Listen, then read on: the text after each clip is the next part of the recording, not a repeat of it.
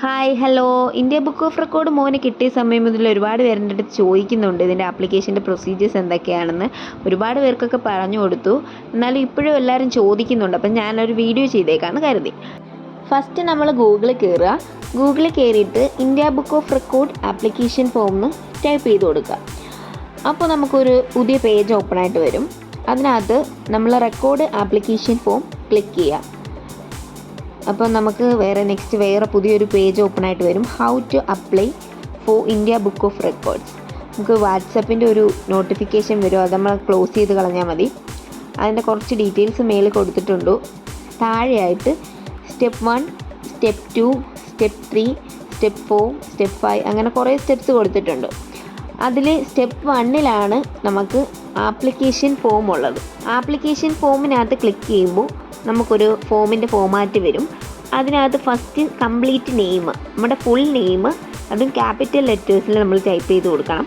പിന്നെ നെക്സ്റ്റ് വേണമെന്ന് പറഞ്ഞാൽ മൊബൈൽ നമ്പറാണ്, നമ്മുടെ വാലിഡായിട്ടുള്ള നമ്മൾ എപ്പോഴും വിളിച്ചാൽ കിട്ടുന്ന ഒരു മൊബൈൽ നമ്പർ കൊടുക്കണം.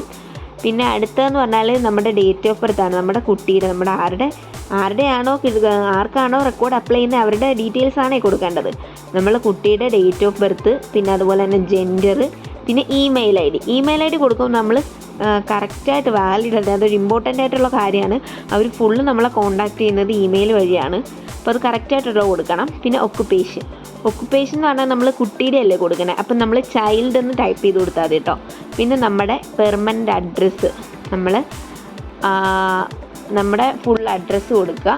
അവർ നമുക്ക് ഇതിൻ്റെ മെഡലൊക്കെ നമുക്ക് കൊറിയർ ആയിട്ടാണ് തരുന്നത്, അപ്പോൾ നമ്മൾ അതിന് വേണ്ടിയിട്ടുള്ള നമ്മുടെ കംപ്ലീറ്റ് ആയിട്ടുള്ള അഡ്രസ്സ് കൊടുക്കണം. പിന്നെ എന്ന് പറഞ്ഞാൽ detailed description of your attempt. നമ്മുടെ കുട്ടി എന്താണോ പറയുന്നത്, എന്താണോ ചെയ്യുന്നതെന്ന് വെച്ചാൽ അതിൻ്റെ ഒരു ഡീറ്റെയിൽഡ് ഡിസ്ക്രിപ്ഷൻ കൊടുക്കുക. ഇപ്പം നമ്മളിപ്പം എൻ്റെ മോനെന്ന് വെച്ചാൽ സ്റ്റേറ്റ്സ് 28 സ്റ്റേറ്റ്സ്, അതിൻ്റെ ക്യാപിറ്റൽസും പിന്നെ ഡിസ്ട്രിക്ട്സ്, അതുപോലെ തന്നെ പ്രൈം മിനിസ്റ്റേഴ്സ്, ചീഫ് മിനിസ്റ്റേഴ്സ്, അതൊക്കെയായിരുന്നു പറയുന്നത്. അപ്പോൾ നമ്മൾ ഓരോന്നും നമ്പർ ഇട്ട് കൊടുക്കണം. 1, 2, 3 എന്ന് പറഞ്ഞ് സെപ്പറേറ്റ് നമ്പർ ഇട്ട് കൊടുക്കണം. നമ്മൾ എന്തൊക്കെയാണെന്നുള്ളത് സെപ്പറേറ്റ് നമ്പർ ഇട്ട് കൊടുക്കണം. അതുപോലെ തന്നെ എത്ര എണ്ണമാണ് പറയുന്നതെന്നും നമ്മൾ കൊടുക്കണം. ഇപ്പോൾ അത് ഇനി ഫ്ലാഷ് കാർഡ്സ് വല്ലതും ആണെങ്കിൽ നമ്മൾ എത്ര ഫ്ലാഷ് കാർഡ്സാണ് ഐഡൻറ്റിഫൈ ചെയ്യുന്നതെന്ന് നമ്മൾ കറക്റ്റായിട്ട് നമ്പർ ഇട്ട് കൊടുക്കണം. പിന്നെ നെക്സ്റ്റ് സ്റ്റെപ്പിൽ നമ്മൾ എടുത്തിട്ടുള്ള ക്ലിയർ വീഡിയോസ് അയക്കുക. പിന്നെ നമ്മുടെ കുട്ടിയുടെ ഒരു ബർത്ത് സർട്ടിഫിക്കറ്റ് നമ്മൾ അതിൻ്റെ കൂടെ ഇൻക്ലൂഡ് ചെയ്യണം. പിന്നെ ഒരു പാസ്പോർട്ട് സൈസ് ഫോട്ടോ, ഇത് 3 നമ്മൾ ഇതിനകത്ത് അറ്റാച്ച് ചെയ്യണം. ഈ ഫയലിനകത്ത് നമ്മൾ അറ്റാച്ച് ചെയ്യണം. അതിനുശേഷം താഴെ ഐ എഗ്രി എന്ന് പറഞ്ഞിട്ട് ഒരു ബോക്സിനകത്ത് വരും. നമ്മൾ എസ് എന്ന് ക്ലിക്ക് ചെയ്തതിന് ശേഷം നമ്മൾ സബ്മിറ്റ് കൊടുക്കണം. സബ്മിറ്റ് കൊടുത്തതിന് ശേഷം നമുക്കൊരു OTP വരും.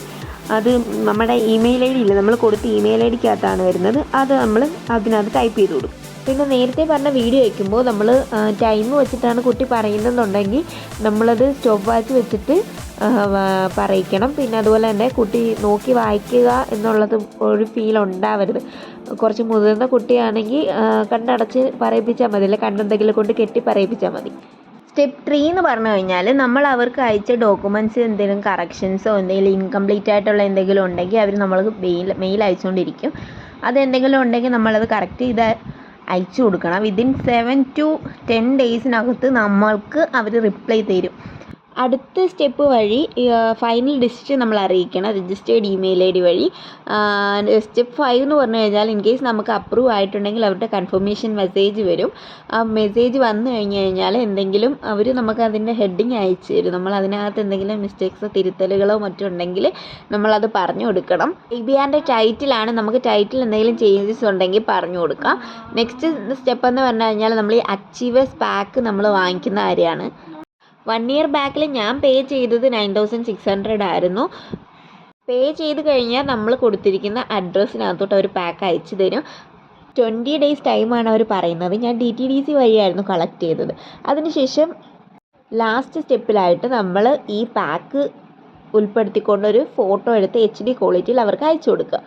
Okay bye. വീഡിയോ ഹെൽപ്ഫുൾ ആയെങ്കിൽ ലൈക്ക് ചെയ്യാനും സബ്സ്ക്രൈബ് ചെയ്യാനും മറക്കല്ലേ.